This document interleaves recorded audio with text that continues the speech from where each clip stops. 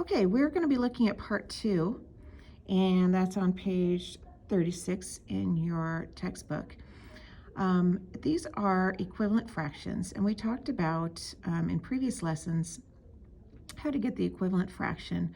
You need to multiply the fraction by 1, but you can't just multiply this fraction by 1 and get this. You have to come up with a number, the top and the bottom fraction, that are the same in order for this to be equivalent. So I'll show you what I mean a little bit more. So this says, the directions say, figure out the fraction that equals 1 for each pair of equivalent fractions. Write each equation so it starts with a fraction that has the smaller number. All right, so I went ahead and wrote this right over here on my graph paper. So it says that 12 over 20 is equivalent to 3 over 5, and it wants us to find the fraction that equals 1. And if you remember, fractions that equal 1 are any fraction where the top number, the numerator, and the bottom number, the denominator, are the same. And how we do this is actually quite simple.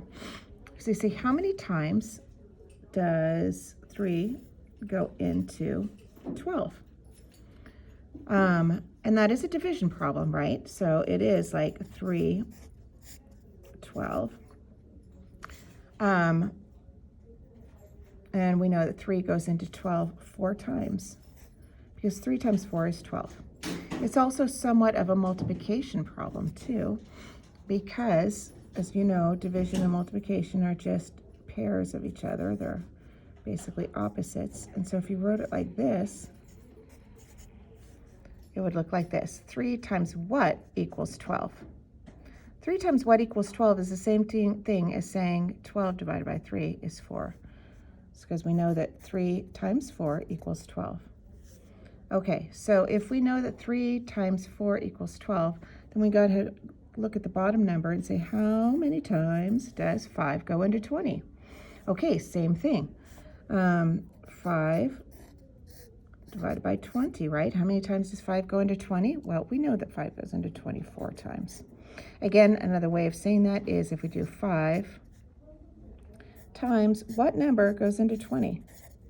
That's all division is. So 5 times 4 equals 20. So the answer is 4, and it's 4 up here. So the answer to our first problem is going to be 4 over 4. Okay, so we know that 4 over 4 is the same thing as 1, but this is the magic number that's going to give you this fraction that is equivalent to this fraction. If you remember, we did, if I change it around, 3 over 5, and we multiply that by 4 over 4. Remember, we were doing this, and then we were needing to find what the equivalent fraction was? Well, this time they're giving us the equivalent fraction. 4 over 4 equals 1. So if the fraction that you're multiplying is not equal to 1, then it is not an equivalent fraction. And I'm going to show you. So for example, if we got, I'm going to write this down. Okay, so if we have 12, let's say our equivalent fraction was 12 over 25 equals 3 over 5. Okay, and we're saying that this is equivalent. Well, it cannot be equivalent because 3 goes into 12, as we know, 4 times. 5 goes into 25 5 times, right? 5 or 4 over 5 does not equal 1. That does not equal 1, because the top number and the bottom number have to be the same. So this is not equivalent. This is not an equivalent fraction to this one. An equivalent is basically saying equal to. You're saying that 3/5, if you were to have a pie that you cut into 5 pieces and someone ate 3 pieces, and then you had a pie that was cut into 20 slices, same size pie, and someone ate 12 pieces, they would be eating the exact same amount because the pieces would be bigger, but it's all equivalent, it's all equal. Okay, so let's go ahead and look at B. So B says that 9 over 5 is equivalent to 45 over 25.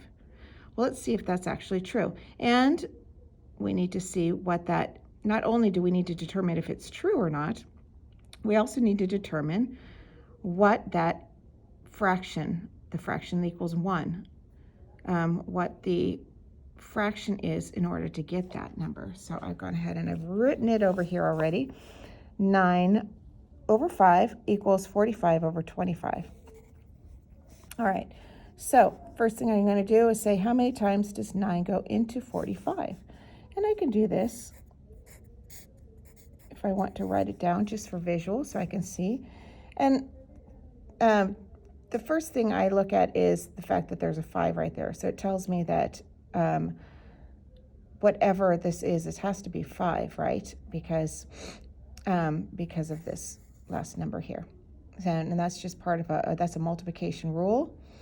And we can go into the rules, review the rules later, but for now, we know that 9 goes into 45 5 times. It's also the same thing as saying 9 times what equals 45? Well, we know 9 times 5 equals 45. Okay, so our top number of the equation, or the fraction, is going to be 5, right? 5. All right, so now we're going to go, okay, how many times does 5 go into 25? Well, look at that, we just did that on the other one. But 5 goes into 25 5 times, because 5 times 5 equals 25, right? All right, so I'm going to go ahead and put my 5 down here. All right, so we know that 45 goes into 9 5 times, and we know that, or I should say this, actually, I should do it this way. We know that 9 times 5 equals 45, and we know that 5 times 5 equals 25. So if we were to write it the way you've seen it, put the parentheses, which means multiplying,